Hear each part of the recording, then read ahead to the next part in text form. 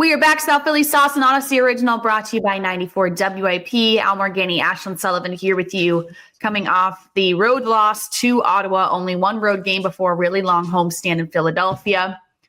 This was the first loss this season that I thought was a bad loss, especially with Tyson Forster scoring 29 seconds into the game, getting momentum, nothing else happening from there. It's the first game out where I felt like should have won that game, let it slip away. Not the best loss. Yeah, certainly could have won the game. And we thought at the beginning of the game, scoring so quick, oh, yeah, it's going to be great. Jump into Canada, get a couple of points, go back over the border and have that homestand take over. But they didn't play there. Like with this team, just like so many teams that aren't elite or whatever, you got to hit on all cylinders to have a chance. And Ottawa played a pretty good game without their best guy, Kachuk, their leader, not playing. Flyers just didn't. They didn't have enough.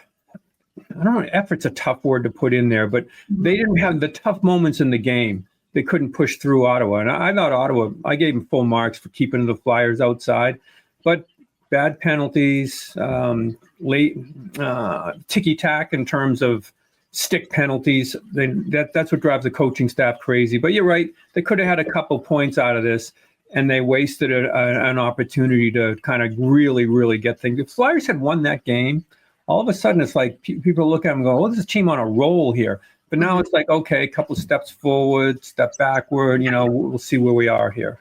Yeah, kind of start all over at this point, which you hate to say because it was a really successful homestand, but that's what makes this team different, hopefully, from the teams in the past, is it was really inconsistent. That was a Flyers shot. They still have many chances this season, especially with a homestand coming up of 5 straight games. You win some of those, it's a different story. But I think we can go ahead and finally say that Dan Vladar is the starting goaltender for this team, starting 3 games in a row. Tocchet was asked at morning skate why he was getting the start again over Sam Ayres, and he said, because he's playing really good. The end. It was like really easy. Yeah, he really has played well. I mean, it's to the point now where like you're starting to think, this could be for real here going on, because it's not just winning, it's how he's playing here. It's like giving them a chance every game. Even like that last game, you lose by a goal. They get some big moments and break through. It's another whole story. And the story then becomes your goaltender gave you a chance to win. Is the reason you won, because he made big stops early. And he's winning battles in front. He's an aggressive goaltender. He's obviously big, so he can, plays that game very well. But boy, I'll tell you, key saves at key moments. Even Ashlyn, when there aren't a lot of saves, he makes that critical save. And that's what keeps this team afloat to go in until their offense presumably gets cranking a little bit more. But boy, it's a surprise to me. I mean, to be really honest, I actually thought Ayerson was going to get the nod, even though Vladar played better at training camp throughout. But I thought, you know what, they'll go the safe side here. And then they went 1-1 and 1-1. And I'm thinking, okay, that they're still trying to decide. But Vladar decided for them. So, I mean, it's an even playing field, and he won the battle. We'll see now how long before Ayerson, I would presume he has to play a game here to come in. But I think they really have, I don't want to say stumbled on something. They did a good job scouting this guy. The team where he came from certainly use him right now. Yeah, they really could. Dan Vladar, the 5 starts he's had, all 5 games this season, 2 goals or less every single night, giving his team a chance to win. That's all you can ask for. And that's what Rick Tocchet said post-game in Ottawa, how unfortunate it was that he felt like the team wasted another great start from Vladar. Because when you get that performance from your goaltender and all you can do is support him by 1 goal, it's a complete waste of a night. Yeah, and he's pretty open about how they played those stick penalties that I mentioned, having to mess up your lines with killing penalties all the time. That's really become a problem. You just can't take that. It's amazing that they're where they are with the amount of penalties that they've taken to give other teams opportunities early and kind of take themselves out of kind of a rhythm of the game. That's a big deal that you're shorthanded that much, especially early in a game coming in, because like I said, the rhythm with your 4th line coming in to give you energy. Guys don't get ice time. They don't get into the flow of the game, so to speak. So I would think that, in between games here, and I don't think you really have to hammer it home much, because the good part is it's the players saying the same thing as the coach. It's like, we just can't do that. It's too much to overcome. It's not like this team has, 9 50-goal scorers and they can overcome this thing. No, it's a tough mountain to climb when you're taking those penalties.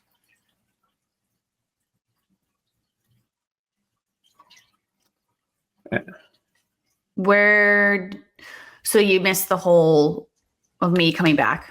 Yeah. Right. We'll pick it back up. Yeah. All right. 3, 2, 1.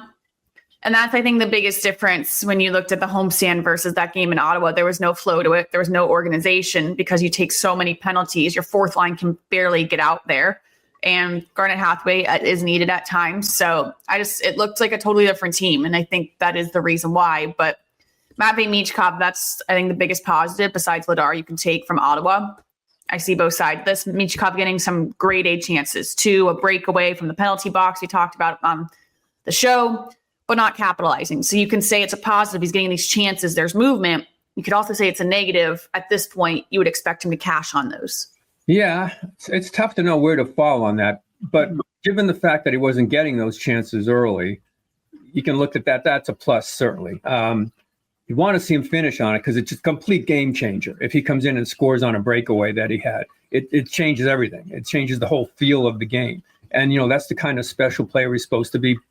However, he wasn't getting those chances earlier.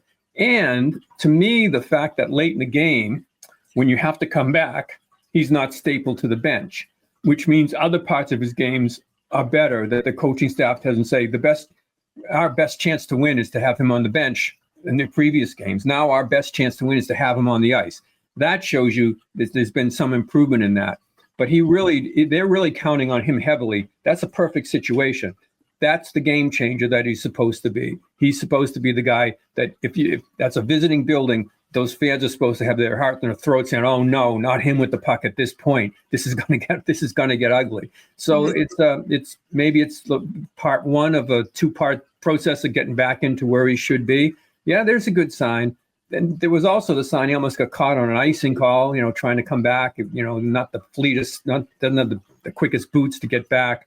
But he does have a very quick puck sense and where to go and take those opportunities. So I'll kind of fall on the feeling a little bit better because he did get those chances, mostly feeling better because it looks like the coaching staff's feeling better and putting him in spots where he can really win a game for you. Yeah, and that's the biggest difference is that trust factor that you can see that building with Rick Tocchet, which is going to be huge because I don't think he's going to be afraid to not play Michkov if he doesn't trust him in key situations. And he doesn't really care what the backlash comes for that. And he shouldn't, especially with the big homestand coming up. Islanders coming to town on Saturday at 12:30 game, playing really well, 4-game win streak for the Islanders. And just as a whole, this homestand, you saw it a little bit. Zegras commented on it, how much it meant to have the home crowd behind him. He's like, this is really cool. I can feel the city getting behind us. You then lose in Ottawa. Here's your chance to regain some of that. Yeah, this game to me, I'm terrified of the Islanders, not just for this game, but for the future. This kid Schaefer, this defenseman, he's going to be 18 all year. I mean, he's not going to turn 19 during this season, I don't believe.